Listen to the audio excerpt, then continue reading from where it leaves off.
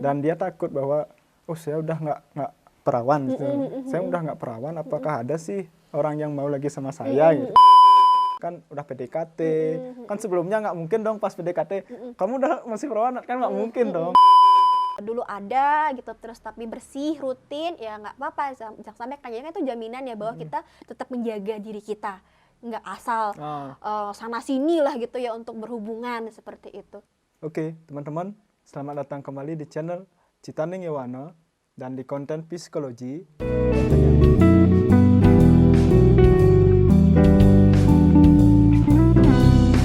Konten yang akan membahas tentang berbagai hal terkait keresahan anak muda yang akan kita bahas bersama seorang psikolog tentunya, bersama saya kembali, Putu Panji Astaguna, seorang presenter yang masih bagang di channel ini, dan bersama kita juga telah hadir seorang psikolog muda.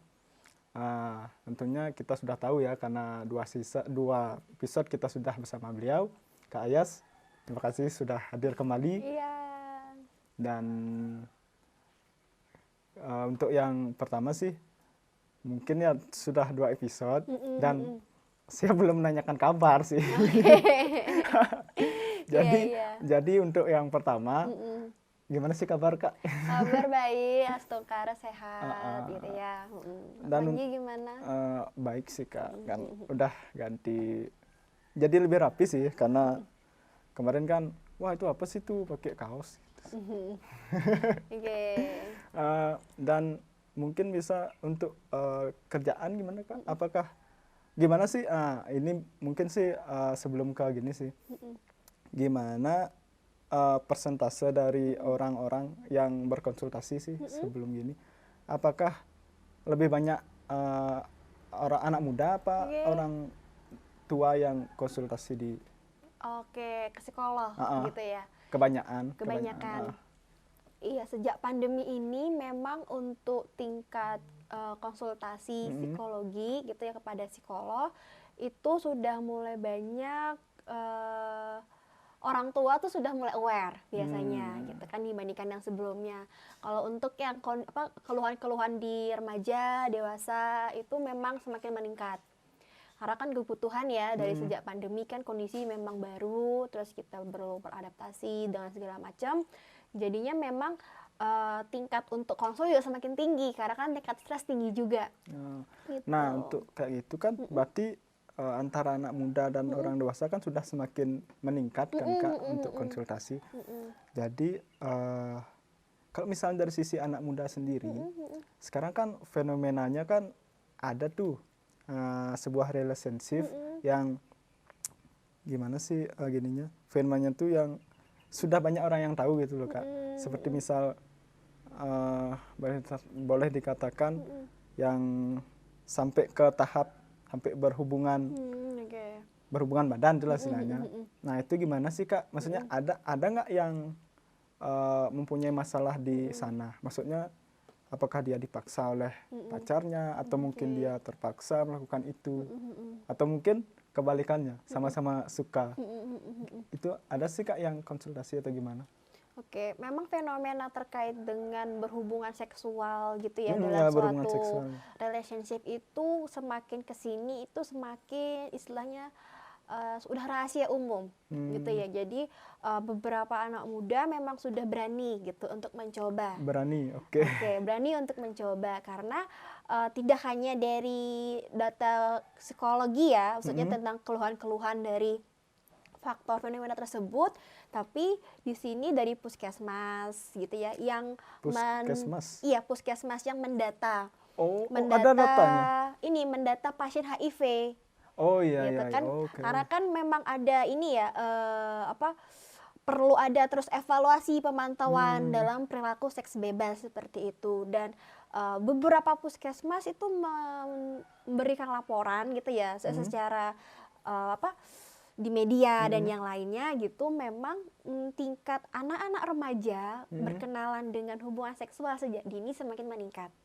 Memang gitu. Nah, di sini yang menjadi PR juga gitu untuk para kami tenaga kesehatan tentunya, dan kita juga para orang dewasa gitu ya, karena ternyata dilihat-lihat di sini memang kenapa mereka bisa berani itu karena rasa penasaran. Oh, pertama karena rasa penasaran. Gitu kan. Tentu kita juga mengalami ya pas waktu zaman-zaman belajar SD kelas 6 biologi, kan ya, mengenali reproduksi itu kan oke. paling heboh gitu kan. Pelajaran paling diminati, apalagi cowok-cowok, ya seperti itu. Oke. Oke, kan banyaknya seperti itu kan. Walaupun itu perempuan juga ya kita juga mengenal gitu kan ketika reproduksi itu apa aja gitu. Dan nah titiknya adalah di sana karena kita baru mengenali gitu kan. Dan dibicarakan di kelas kan kita ngomong gitu kan. Lalu ya faktor media sosial, internet yang mudah untuk mengakses video-video dewasa seperti itu gitu kan, yang membuat akhirnya anak-anak penasaran sebagaimana bergairahkah, sebagaimana enakkah gitu kan, seperti yang ditontonkan itukah rasanya. Nah itu jadi umur-umur remaja 13, 14, 15, 16, 17 itu memang fase-fase eksplorasinya sedang tinggi. Gitu. Jadi memang mereka akhirnya belajar dari perilaku, konsekuensi dari yang dialami diakibatkan oleh berbagai peristiwa gitu. Tapi di sini memang penting jadi peran orang tua untuk memberikan pengertian gitu. Jadi kita beri pengertian bahwa nanti kamu di usia dewasa ketika kamu sudah lebih matang gitu kan dan sudah bekerja, bertanggung jawab, sudah bernikah gitu. Perbuatan itu atau aktivitas itu memang layak dilakukan. Maksudnya gitu. seks edukasi sudah dini gitu iya, kan, kita Kak? perlu memberikan Maksudnya seks edukasi biar sejak tidak dini. awam juga ini apa sih? Iya, jadi kita beritahu konsekuensi, resiko, dampak karena kebanyakan remaja-remaja atau anak-anak tuh nggak tahu dampak akhirnya, gitu. Dia nggak tahu bahwa proses misalnya sampai hamil atau apa tuh sebagaimana, gitu. Dia kan cuma tuh secara teoritis, gitu kan. Ini begini gitu kan. Hanya itu kan orang tua kita, orang dewasa yang sudah istilahnya memang mungkin ada, gitu kan, yang sudah mengalami, sudah melakukan, gitu kan, memberitahu gitu bahwa dampaknya begini, konsekuensi ini tidak seperti seindah yang kalian bayangkan. Mungkin seperti itu. banyak di kalangan di lingkungan itu mungkin ngasih tahu apa sih, gimana sih cara gini-gini, tapi mereka lupa ngasih tahu bahwa kalau misalnya keluar di dalam itu mengakibatkan mau hamil dan lain sebagainya kan. Gitu. Jadi ada miss jadi ya informasinya. Padahal itu sebenarnya poin terpenting kan untuk itu selain emang gairah dan lain sebagainya. Nah itu kan dari sisi anak-anak Kak. Sekarang kan dari sisi orang yang sudah dewasa lah, orang yang sudah mengenal hal itu. Dan ini sih ada fenomena sih, ketika si cowok dan si cewek itu kan pacaran dan sudah melakukan hal tersebut kan, terus ketika antara si cewek dan si cowok itu sudah tidak ada kecocokan lagi, dan tapi si cewek itu istilahnya nggak mau putus karena sudah pernah melakukan itu gitu, dan dia takut bahwa saya udah nggak perawan gitu. Saya udah nggak perawan, apakah ada sih orang yang mau lagi sama saya gitu. Gimana sih Kak, maksudnya apakah dia harus tetap menjalani hubungan kayak gitu ataukah memang harus putus atau gimana sih? Iya, memang itu dilematis ya jadinya karena kan kita harapannya menjalin suatu hubungan sampai kita akhirnya berani ngambil resiko sejauh itu kan karena kita berharap ke depannya itu pasangan kita sama dia kita serius dan segala macam gitu kan. Walaupun nyatanya untuk sampai ke tahap serius itu banyak hal yang harus dilewatin. Betul. Gitu kan. Memang kebutuhan seksual itu sebenarnya kebutuhan biologis ya kalau kita lihat. Jadi memang itu wajar. Maksudnya wajar memang usia dewasa itu ada gairah, itu memang tidak dipungkiri. Karena pun juga di fase dewasa itu tugas perkembangannya adalah menjalin relasi untuk berkeluarga. Jadi memang ada arah ke sana gitu. Nah, memang di sini pentingnya kita menempatkan diri kita sekarang. Itu yang menjadi penting untuk pada orang dewasa karena kita berani ngambil resiko, kita bertanggung jawab akan resiko itu. Seperti itu. Itu yang kita perlu perhatikan. Jadi kita tidak melarang. Kalau itu memang keputusan Anda untuk melakukan itu, oke. Tapi di sini ya kita memberi tahu gitu konsekuensinya. Dampaknya ditimbulkan. Seperti apa. Apalagi ketika pacaran gitu. Apakah ada jaminan kalau memang akan menikah nanti kalau misalnya ada ketidakcocokan kan apakah langsung bubar atau memperjuangkan. Nah itu yang perlu karena dalam relationship itu sebelum akhirnya kita apa ya, bisa menikah itu kan kita perlu pendekatan secara emosi, kenal pribadi, jelek-jeleknya, Ya, bagus-bagusnya gitu kan. Jadi kita matang secara psikologis, secara mental. Karena perilaku seksual itu punya tanggung jawab yang besar.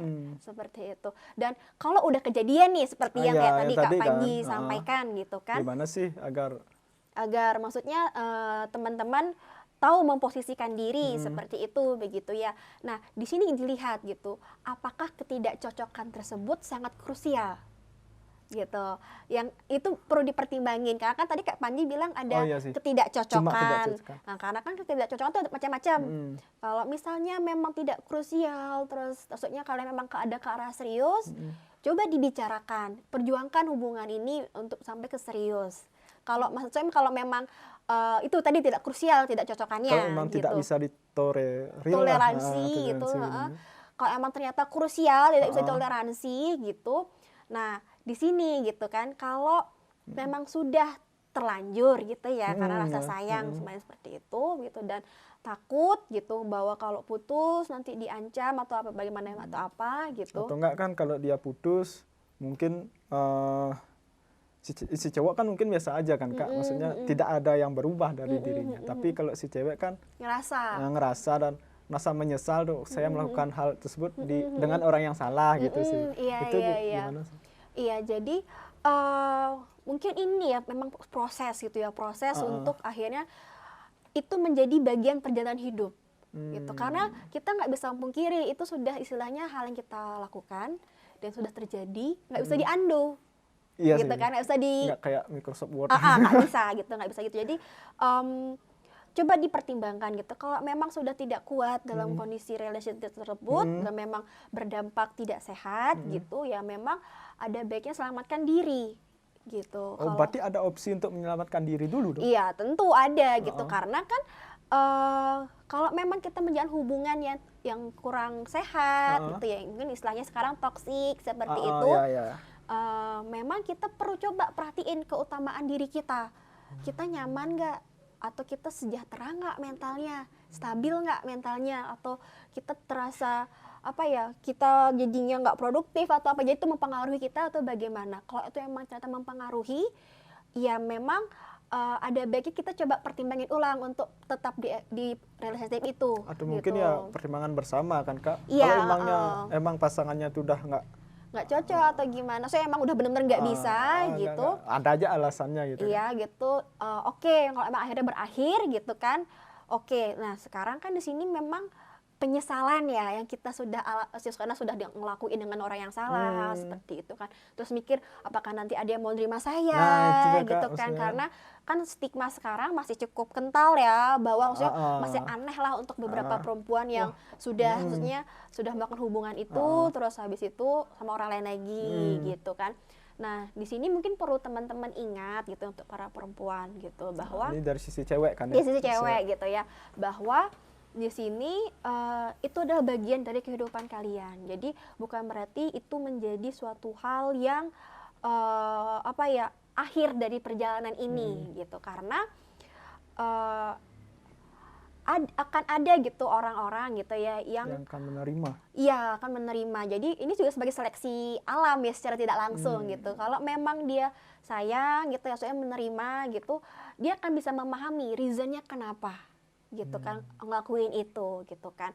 Lalu antisipasi setelah ngelakuin itu apa? Apakah rutin ngecek seksual gitu kan, jadi agar tidak ada penyakit seksual yang ada di dalam badan gitu kita kan. Kita kan nggak tahu kan. Jadi rutin cek itu gitu kan, atau ada beberapa antisipasi lain yang dilakukan gitu. Karena dalam relasi tidak hanya perkara seksual saja gitu, tapi lebih kepada kualitas hubungan, bagaimana kita menjalin kedekatan emosi gitu kan ya, lalu kompromi satu sama lain, terus kompak bekerja sama menghadapi masalah. Karena kan itu. hubungan yang dewasa itu bukan hanya soal seksual aja kan, iya, tapi juga menyangkut tentang pola berpikir juga kan. Benar, jadi bukan itu. Maksudnya saya udah dewasa, saya cobalah melakukan suatu hal yang dewasa, enggak juga. Seperti misalnya bercerita keluh kesah kita di pekerjaan mungkin atau di kuliah, itu sih bisa yang. Iya, seperti itu. Jadi pasti memang berat prosesnya, kita nggak bisa pungkiri itu karena itu kan istilahnya itu hal penting ya di budaya ya, timur betul. gitu kan jatuhnya itu.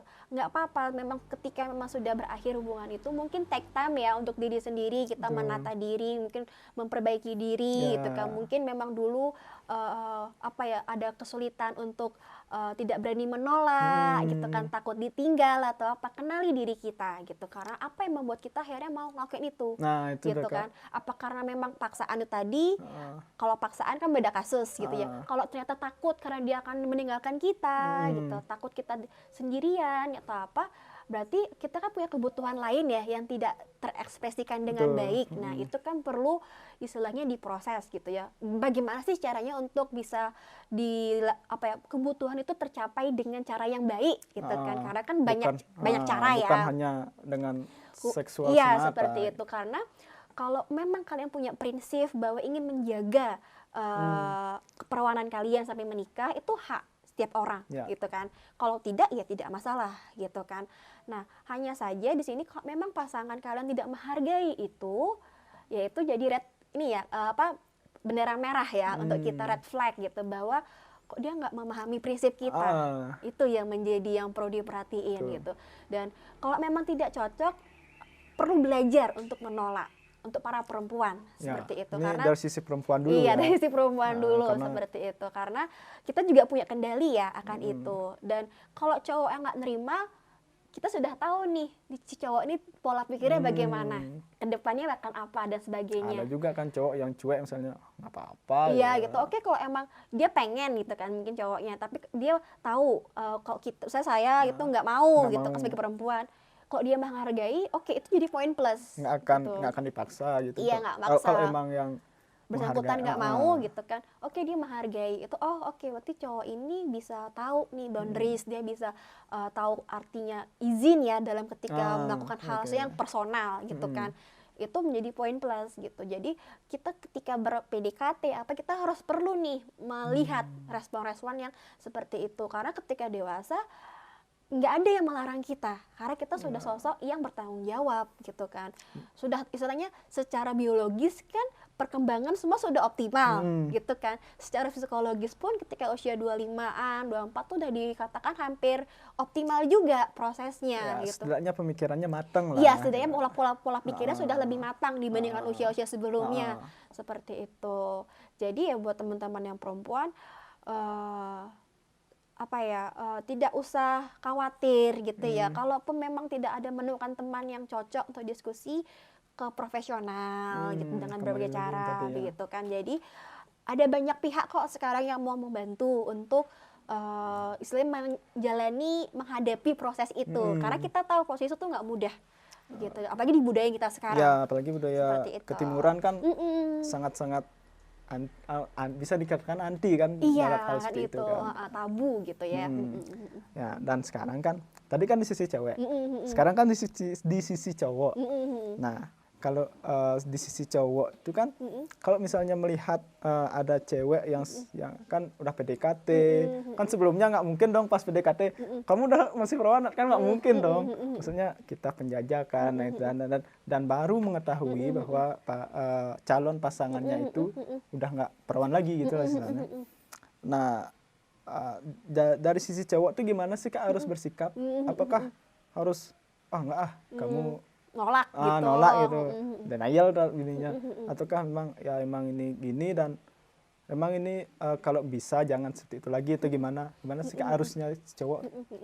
Sebenarnya balik ke pribadi masing-masing kan. Tadi kan saya juga katakan bahwa prinsip itu kan tiap orang beda-beda, toleransi juga beda-beda, ada yang nerima, ada yang enggak gitu. Kalaupun misalnya itu pribadi merasa enggak pakai gitu, kayak yang saklek gitu ya, pokoknya nggak suka gini gitu kan. Gitu kan. Oke. Kalau emang itu dan memang dari sisi perempuannya ada ketidakcocokan gitu ya, atau kita coba lihat dari sisi yang lain dulu, tidak dari sisi itu dulu gitu kan. Apakah memang kondisi itu menjadi kesalahan yang mutlak untuk tidak lanjut PDKT seperti itu gitu. Itu balik ke pertimbangan masing-masing. Kalau ternyata di sisi lain dia tahu tapi perempuan ini enak dia aja ngobrol, perempuan ini nyambung, punya visi misi yang sama dan segala macam. nggak apa-apa coba dikomunikasikan, ditanyain apa yang membuat dulu Kamu bersedia untuk bersedia itu untuk itu. gitu. Maksudnya dan apakah maksudnya kamu sendiri mewajibkan dalam setiap relationship seperti itu Ya, karena kan saya ada tidak. kan. Nah, disampaikan aja. Laki-laki pun juga nggak apa-apa sampaikan kalau memang kita punya prinsip yang tidak seperti itu. Gitu. Jadi kalau misalnya akhirnya yang perempuan cerita backgroundnya kenapa gimana, kalau bagi kita itu reasonable gitu ya, istilahnya dia punya alasan khusus dan dia istilah belajar dari situ. Kalau yang kalian yakin dan percaya sama dia, ya udah, kenapa tidak? Gitu kan, karena kan seperti yang tadi kita obrolkan, relationship tidak hanya sebatas dari itu gitu. Dan yang terpenting pastikan apakah kesehatan reproduksinya Nah, itu yang penting kan, karena dalam relationship kan juga ke jenjang selanjutnya kan ada kan, untuk gitu. untuk keturunan mungkin Iya, gitu, untuk biar nggak itu, terjadi iya. masalah ke depannya. Ke depan. Jadi memang untuk para pasangan pun yang memang dalam kondisi yang serius gitu ya, ke dalam jenjang pernikahan, memang beberapa dianjurkan untuk istilahnya medical check up. Jadi memang dicek semuanya sampai ke kesehatan reproduksi gitu, dan memang perlu diinfokan gitu ya kepada pasangan apakah kita punya riwayat-riwayat gitu ya. Jadi kalau memang maksudnya dulu ada gitu terus tapi bersih rutin, ya nggak apa-apa, jangan sampai kayaknya itu jaminan ya bahwa kita tetap menjaga diri kita, nggak asal sana sini lah gitu ya untuk berhubungan seperti itu kan. Kita istilah bertanggung jawab. Betul. Dan punya reasonnya untuk itu. Dan ya itu, kalau laki-laki yang terima ya silakan, kalau tidak ya udah, nggak usah dipaksain, mungkin emang itu prinsipnya Iya sih, dia karena kan gitu kan. ada juga laki-laki yang punya prinsip seperti itu kan. Seperti itu. Nah, terus kalau misalnya fenomena itu, apakah itu menjadi suatu hal yang lumrah jadinya, Kak? Maksudnya seks bebas lah istilahnya kan. Kalau misalnya semenerima itu kita, apakah ntar dampaknya jadi melakukan hal itu menjadi suatu hal yang lumrah? Jadi harusnya bagaimana gitu ya Iya menyikapi sih, ini. Jadi kayak serba salah kalau dikasih tahu, kok nanti takutnya ngelakuin gitu kan. Kalau kita terlalu nggak apa-apa, Iya. tapi ngelakuin gitu. Oke, nah jadi memang di sini itu yang menjadi penting, seks edukasi itu bukan perkara kita istilah menjelaskan seks edukasi itu bukan berarti kita mengizinkan mereka untuk seksual bebas Itu, sejak dini gitu ya. poin pentingnya Itu poin penting dari seks edukasi, agar karena nggak ntar orang anak-anak yang nonton kan, oh itu aja boleh gitu. iya, karena sebenarnya pendidikan seksual sejak dini itu menerapkan bahwa dampak dari perilaku Ya. itu, konsekuensinya itu tuh besar, tanggung jawabnya besar. Sudah siap belum menerima itu? Banyak dampak-dampak yang akan ditimbulkan Iya, kan, banyak dampak-dampaknya. Jadi apakah siap secara mental menanggung?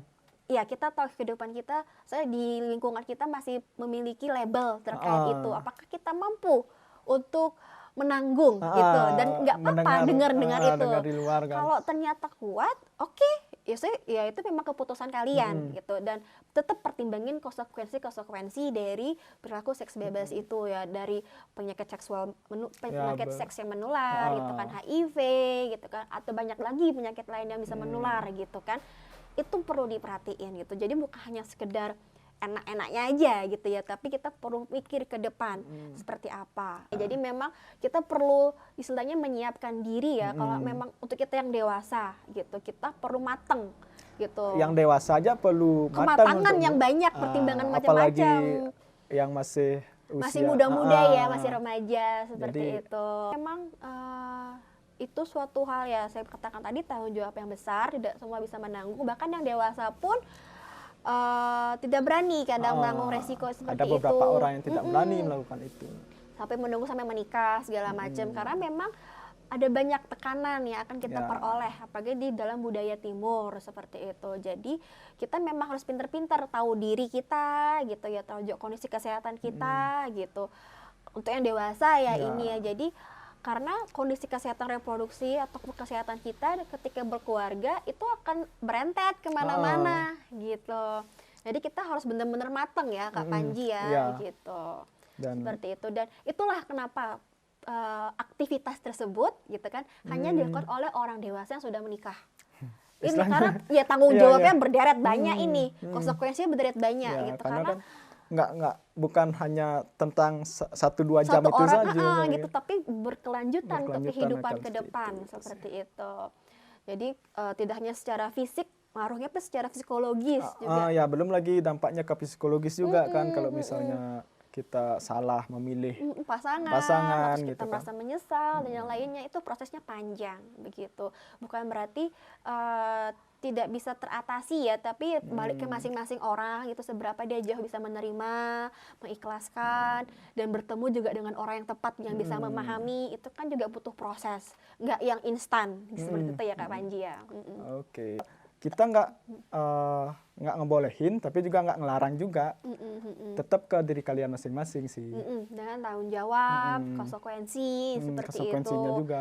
Jadi kalaupun memang ada rencana gitu melakukan itu gitu kan, nggak apa-apa konsul ke dokter untuk lebih tahu pasti apa yang memang harus, misalnya kayak apa yang dipersiapkan, apa kita kan nggak tahu ya ilmu tentang itu kan. Jadi memang dokter yang tahu bagaimana agar safe gitu kan, kita kan perlunya yang safe ya, Dan biar juga, tidak menularkan dan segala macam. Dan terakhir bagi ini menurut saya pribadi Kak ya, maksudnya pesan mungkin ya, pesan atau gimana bagi teman-teman yang cewek terutama yang punya prinsip untuk menjaga kehormatannya. Saya sebagai cowok merasa sangat-sangat menaruh respect terhadap kalian sih. Itu aja sih untuk statement yang closing statement sih menurut saya ya. Tapi kalau menurut kakak sendiri gimana? Baik cewek ataupun cowok gitu kan yang sudah dewasa, tentu kan kita sudah punya tanggung jawab ya terhadap diri kita. Kita udah bekerja, kita kan punya peran-peran gitu kan. Kita sudah jadi sosok dewasa seperti itu. Jadi sikap-sikap yang kita tunjukkan itu kan juga kita perlu tanggung jawab ya, karena akan ada konsekuensi gitu. Hal positif aja ada konsekuensinya, apalagi hal yang bersifat negatif, kita nggak bisa bilang negatif juga sih, maksudnya hal-hal yang bersifat lainnya juga pasti yang keliru itu loh. Iya, itu pasti juga bisa menimbulkan konsekuensi yang mungkin tidak menyenangkan gitu. Jadi berbagai hal tuh pasti ada konsekuensinya. Jadi memang perlu ketahui diri kalian sejauh mana begitu ya, sejauh mana kalian merasa sanggup mentolerir, sejauh mana kalian memiliki prinsip itu, dan bersedia untuk istilahnya menurunkan prinsip dan segalanya gitu, karena kan kalian yang tahu seperti itu. Cuma yang paling penting di sini, kita punya hak untuk menjaga badan kita, kita punya hak untuk menolak kalau memang itu tidak sesuai dengan prinsip kita, baik perempuan atau laki-laki ya sebenarnya. Dan kita perlu belajar untuk menghargai setiap keputusan orang.